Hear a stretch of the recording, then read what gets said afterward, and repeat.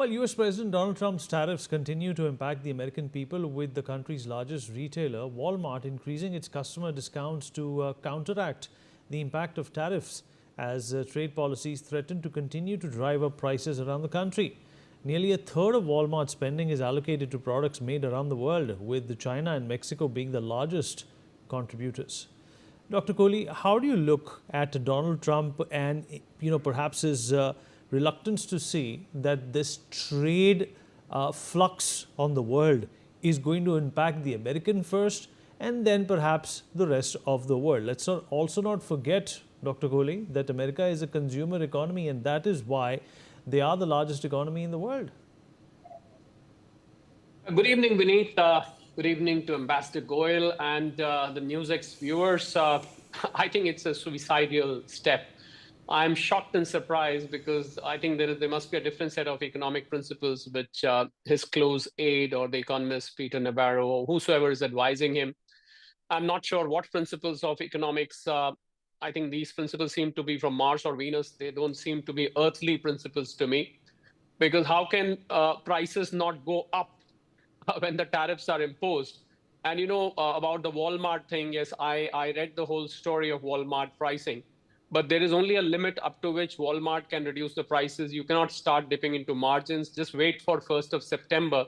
For India, wait for 27th of August. And for the rest of the world at large, as you said, wait for 1st of September.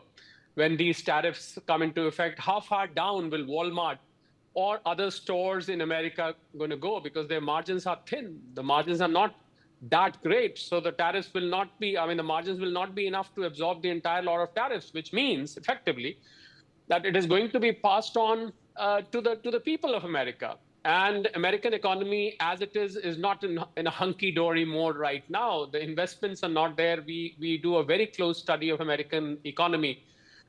No jobs, no new jobs are being created. Or even if they are being created, they are very, very minimal. New investments are not happening. Consumer confidence is falling. Cost of living is going up. Only a couple of days ago, Jackson Symposium confirmed, although the voice of the governors was a bit hushed for obvious reasons. So I think President Trump and his team are living in a make-believe kind of a world. I'm sure they are not trying to analyze the impact on the economy. This is disrupting the global supply chains. It is disrupting the global, America being quasi-financial center of the world. It is going to disrupt their own currency as well as the economy increasingly sinks into depression. Well, they are also going to, the data coming out of America is going to be suppressed because President Trump would not like to hear a data which is speaking against the American economy's health. So obviously we can see suppression of some of the data also.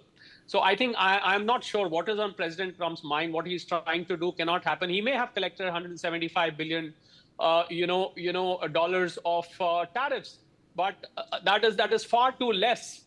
It's needle in a haystack, because far too less for the $36 trillion debt which America has. To service that debt, America needs about more than $1 trillion every year. And I'm not sure where he's going to collect. He thinks probably this tariff is going to collect the amount he has to repay in the debt, but the entire impact is going to move to people of America. So my fear is, Vinny, that in the next couple of months, probably 6 to 8 weeks, we can see American people on the roads, because America is an out-and-out democracy and people have a right to protest. You will find them on the roads when the cost of living goes up. Unemployment is going to grow. Crime is going to grow, social unrest. As it is, every 1 hour there is a shooting in America. Somebody is dying every hour after shooting due to some maniac here and there, And as far India is concerned, I think India, luckily, is a consumption-driven economy. 60% of our economy constitutes consumption. We are going to bear this storm. Probably $50-odd billion is the hit. And Ministry of Commerce and our worthy exporters have already started looking for alternate markets around the world. There's Europe. We are in touch for new FTAs, for new bilateral agreements. We've got Australia, we've got Africa, we've got Southeast Asia, we've got Far East, we've got the rest of the world. I think it is the America which is ultimately going to pay the price for this. And I'm sure President Trump is going to learn the hard way, because he doesn't seem to be learning by the basic principles of economics, Vineet.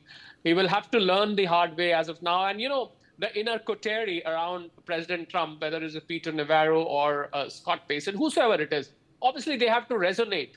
They have to echo the voice of President Trump.